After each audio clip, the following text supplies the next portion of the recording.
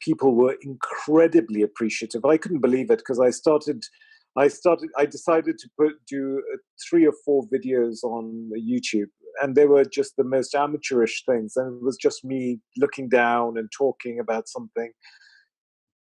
But I was amazed that there were comments coming back. And I thought, God, someone's interested in this?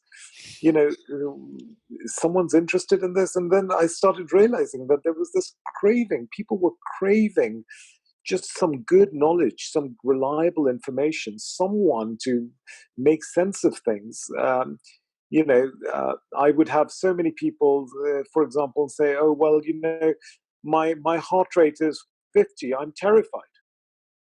Isn't that too low?" And I'd say, "Well, think of it this way. What is the heart rate? What is it telling us? All it's telling us is blood has to get round at a certain amount. Well, if you're standing and talking to me, it doesn't really matter whether your heart rate's 10 or not. The blood's getting round."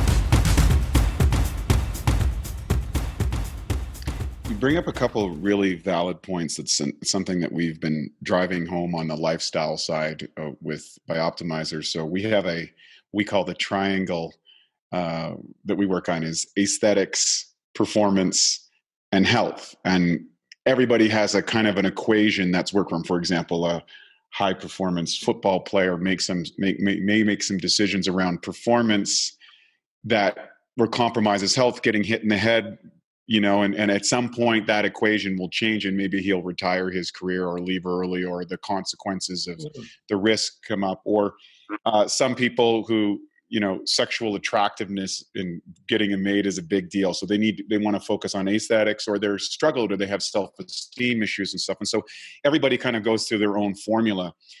But what I find interesting here that you're identifying is something that's really powerful, because I think there's a habit of people coming to a medical doctor and essentially turning over their authority to the doctor.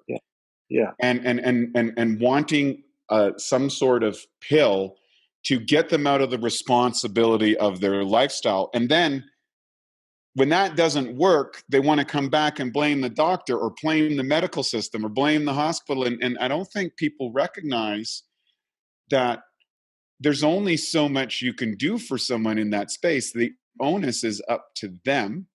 And would you say it's safe to say that, I guess, as a doctor inside that system, you really got 2 ways to go. You can kind of just like, well, hey, there's nothing I can do about it, and kind of go through it and live your career and do the best that you can and kind of stay within that chain. But you've obviously branched out into this other one. So you know what? They have turned this responsibility. I do feel connected to this person, and I am in a position to provide insider education or advice in these other areas, because I can understand data. I can understand information. I know how to take apart a study. I know what a false study is. I know what real literature is. What was that like when you made that shift, and what was how did that impact your patients? People come. I think universally, I think that by far, I never expected the response that I got. People were incredibly appreciative. I couldn't believe it because I decided to do 3 or 4 videos on YouTube, and they were just the most amateurish things. And it was just me looking down and talking about something. But I was amazed that there were comments coming back. And I thought, God, someone's interested in this? Someone's interested in this. And then I started realizing that there was this craving. People were craving just some good knowledge, some reliable information, someone to make sense of things. I would have so many people, for example, say, "Oh, well, my heart rate is 50. I'm terrified. Isn't that too low?" And I'd say, "Well, think of it this way. What is the heart rate? What is it telling us? All it's telling us is blood has to get round at a certain amount. Well, if you're standing and talking to me, it doesn't really matter whether your heart rate's 10 or not. The blood's getting round, right? What else does? Even if you didn't have a heartbeat, the fact that you're standing up there and talking to me means that somehow the blood's getting round. So I wouldn't worry about that. because at the end of the day, it doesn't make sense to worry about a number when you can see that the number is surrogate for something else, which is more important, which you can tell just by looking at yourself. So suddenly there was this, there are all these people who were so anxious about numbers, and doctors saying, oh, your blood pressure is so high, you could have a stroke, etc. And just being able to break it down. And somewhere I think that's a lost art, because a lot of doctors as well nowadays are trained in such a way that they are only focusing on guidance. They've been told this is bad, and that's the message you have to reiterate. Where does a true doctor come into this? To my mind, a true doctor is more pragmatic. He's more, he's more common sense based than anything else, and he's more patient based. He's not disease based. He's patient based. He's not trying to diagnose the disease. He's trying to diagnose what's going on with the patient. Beautifully said.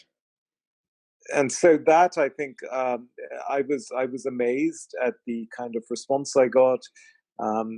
It's gone from strength to strength.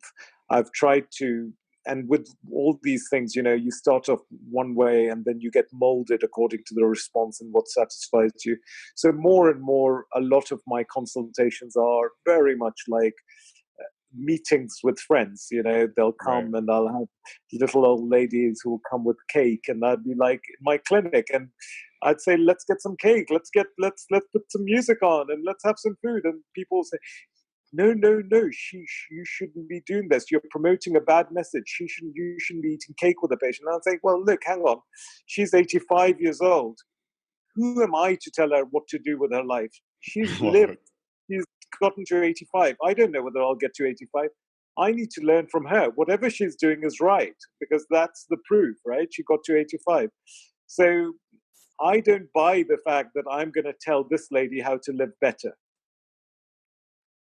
I'm going to give her a good experience. I'm going to make her feel less scared. I'm going to let her go home with a smile on her face that she came and she was respected and she was treated like a human being, and someone listened to her. And as long as I've done that, I'm okay. It's a little bit unconventional, but it seems to work well for me.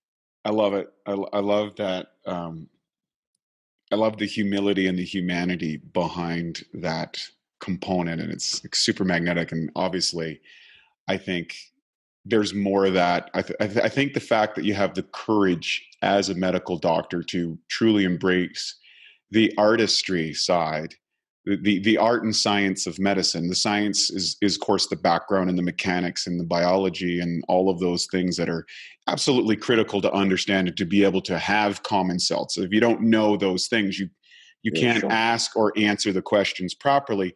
But being able to curate them in a way that is understandable and treats the person and understands the emotional component of what they're really coming from, and that is some assurance and some guidance from someone that they're putting their trust in their life in.